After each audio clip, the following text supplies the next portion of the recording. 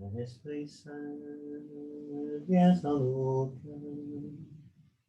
Doux Esprit Saint, enflamme-le. Viens, Esprit Saint, viens en nos cœurs. Doux Esprit Saint, enflamme-le. Alors, bonjour. Donc, mardi 27 avril, nous avons célébré avant-hier dimanche, le 4e dimanche du temps pascal, dimanche du bon pasteur et dimanche de prière pour les vocations. Donc, c'est toujours beau de revoir cette image de Jésus, bon pasteur, à travers laquelle l'évangile de Jean nous parle de l'Église. On connaît bien l'image traditionnelle que donne Saint Paul lorsqu'il parle de l'Église, Église corps du Christ, avec des membres différents. Il y a la main, le pied, l'oreille, etc. Saint Pierre, lui, présente l'Église comme le temple dans lequel nous sommes des pierres vivantes et Jésus est la pierre d'angle. Et Saint Jean présente l'Église à travers deux images, l'image de la vigne et l'image du bon pasteur, pour insister sur cette relation personnelle, très intime, que chacun d'entre nous avons avec Jésus. Il nous redisait dimanche, donc, je connais mes brebis et mes brebis me connaissent, comme je connais le Père et que le Père me connaît. Okay? Alors, c'est à travers toutes ces images de l'Église que nous vivons ce discernement et ces discernements communautaires que nous avons entrepris ensemble. Alors, nous terminons cette semaine, donc, le premier discernement qui concerne la manière de célébrer le dimanche. Alors, nous avons revu, évidemment, tout ce que nous avons expérimenté ensemble depuis plus d'un an à cause du confinement et des mesures sanitaires et tout ce que nous vivions avant le confinement. La semaine dernière, je vous ai invité à relire tout ça à la lumière de la parole de Dieu. Et cela nous amène à la troisième étape, qui est de discerner et faire des choix. Donc, avant d'aborder cette troisième étape, je vais revenir un petit peu sur la deuxième. Donc, je suis conscient que relire les événements de la lumière de la parole de Dieu, c'est quelque chose auquel nous ne sommes pas habitués. Mais on va s'entraîner et on va le vivre ensemble. C'est très important de le vivre ensemble. C'est très important. Je veux dire merci à toutes les personnes qui m'ont fait parvenir leurs commentaires dans les dernières semaines. Je ne sais pas si vous savez à quel point c'est précieux pour moi de recevoir vos commentaires, parce que d'abord, ça exprime votre intérêt pour la vie paroissiale, ce qui n'est pas rien. Ça exprime votre confiance en moi. Vous avez confiance en moi, donc vous participez à cet effort communautaire de discernement. À travers vos commentaires, vous exprimez bien sûr une opinion, des opinions, mais beaucoup plus qu'une opinion. Parce que le discernement qu'on fait, c'est pas simplement un échange d'opinions, c'est pas un échange d'idées. On cherche ensemble la volonté de Dieu. Et c'est pourquoi, à chaque fois que vous vous exprimez, je vous invite à le faire dans cet esprit-là. C'est pas juste une opinion, c'est pas juste un goût personnel que vous exprimez, mais comment vous-même, vous percevez la voix du Seigneur. Comment le Seigneur, Jésus qui nous a dit, je connais mes brebis me reconnaissent ma voix. Qu'est-ce que vous percevez de là où le Seigneur veut nous entraîner? Et je me permets de partager avec vous. Hier, j'ai rencontré une dame qui s'appelle Lucie. Lucie, elle est responsable d'une cellule d'évangélisation. Donc, depuis un an, ils ne peuvent pas se réunir, évidemment, dans les maisons. Mais elle a pris toutes sortes de moyens pour rester en contact avec les membres de sa cellule. Et un des moyens qu'elle me partageait, elle me disait que le printemps passé et quand elle continue encore maintenant, elle partage les petites capsules vidéo que j'enregistre comme ça, ou toute la quarantaine spirituelle, missionnaire qu'on a vécu ensemble, la retraite de Carême, etc. Et pour les personnes qui n'ont pas accès à l'Internet, elle les appelle.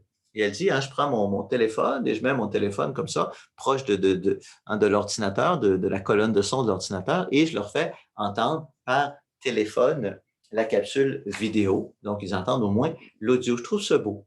Et moi, c'est sûr que c'est mon souhait, que ces petits messages que j'enregistre pour vous, que vous les partagiez largement autour de vous. Que le plus grand nombre possible de paroissiens puissent entendre ce message pour qu'on avance ensemble sur ce chemin. Donc, vous pouvez le partager à des gens par Internet ou, comme le fait Lucie, des gens qui n'ont pas l'Internet, peut-être le faire écouter à une ou l'autre personne. Et ça peut être l'occasion, encore une fois, d'échanger ensemble. C'est très important. On en discute et puis vous me faites parvenir vos commentaires. Donc, je reviens sur la deuxième étape. Simplement, je vous donne quelques exemples de partage, de relecture à la lumière de la parole de Dieu que les gens m'ont envoyé. Donc, une première personne disait, il repartait tout joyeux. Alors, cette expression, c'est un peu bizarre, elle est empruntée en fait aux Actes des Apôtres.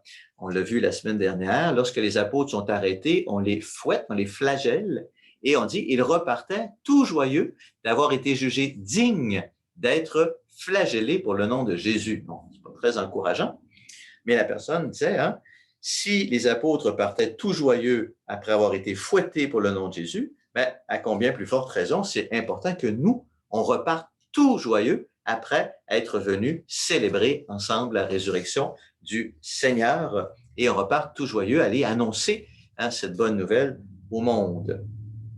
Quelques personnes ont fait référence, évidemment, au récit des disciples d'Emmaüs, qui est le grand récit eucharistique, et l'une d'entre elles signalait, donc ils l'ont reconnu à la fraction du pain, et puis ils sont repartis, tout joyeux, annoncer cette bonne nouvelle. Donc, notre manière de célébrer l'Eucharistie, le partage du pain, doit nous permettre de reconnaître Jésus vivant et présent et nous donner le goût d'aller en témoigner aux autres.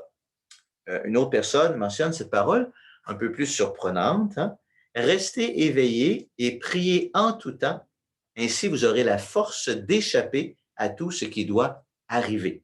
Et la personne disait, la célébration du dimanche doit nous aider à rester enracinés dans une vie de prière qui déborde le dimanche, qui s'étend évidemment tous les jours de la semaine et qui nous donne la force de persévérer au milieu des épreuves et de demeurer confiants.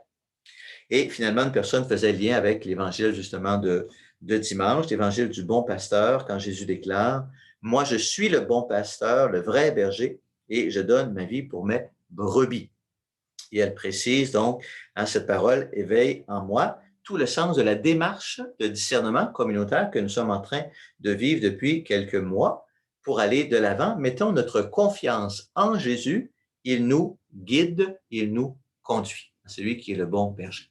Alors, vous voyez, donc quelques exemples. Je vous invite à continuer d'autres paroles de Dieu qui éveillent en vous ce discernement que nous faisons sur notre manière de célébrer ensemble le dimanche. Et ce qui nous amène donc au troisième temps, donc que je vous avais écrit dans le feuillet paroissial du 14 mars, le troisième temps qui s'appelle discerner et faire des choix. Ça disait ceci, après toute cette réflexion, qu'est-ce que vous proposez pour les célébrations dominicales dans les communautés de la paroisse Sainte-Anne? Vous pouvez proposer un horaire, des manières de faire ou d'autres idées que le Seigneur vous inspire. Et dans ce feuillet paroissial du 14 mars, j'avais aussi donné 2 balises pour orienter notre discernement. Ce discernement, donc, se fait bien sûr ensemble, mais il se fait avec un objectif commun sur lequel on doit s'entendre au point de départ. Donc, deux éléments de cet objectif. Je vous les lis tel quel, c'est écrit. Donc, pensez à ce qui est le meilleur pour les 3 communautés qui forment la paroisse Sainte-Anne.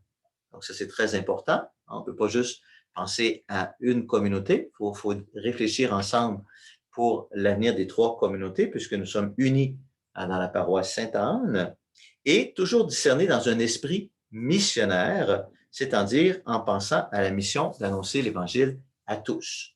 Donc, notre discernement sur la manière de célébrer le dimanche n'est pas juste une réorganisation d'horaire, mais doit nous aider à faire un pas en avant pour d'être davantage unis ensemble, les 3 communautés, et faire aller de l'avant dans un esprit missionnaire.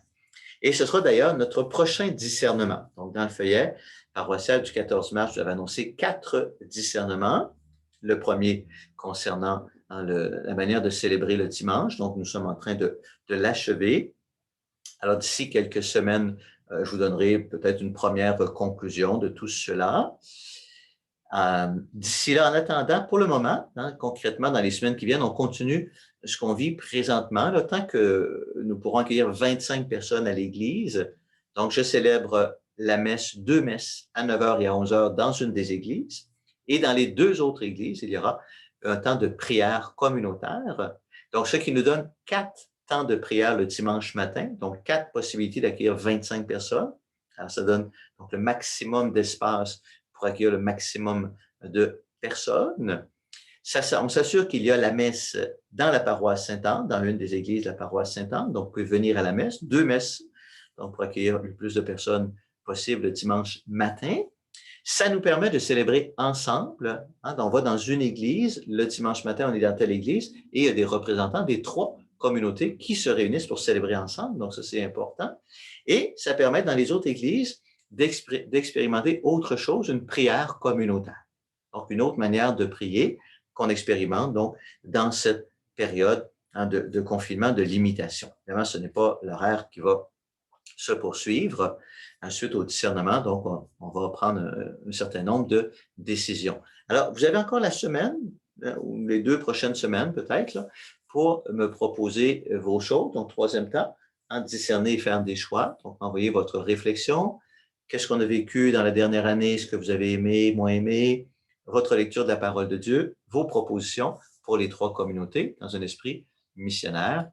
Et ensuite, donc, on entreprendra l'autre discernement qui va concerner la réorganisation missionnaire de nos communautés. Voilà. Alors, on reste unis. Moi, je vous aime. Je vous accompagne de ma prière, de ma bénédiction. Au nom du Père et du Fils et du Saint-Esprit. Amen. Alléluia.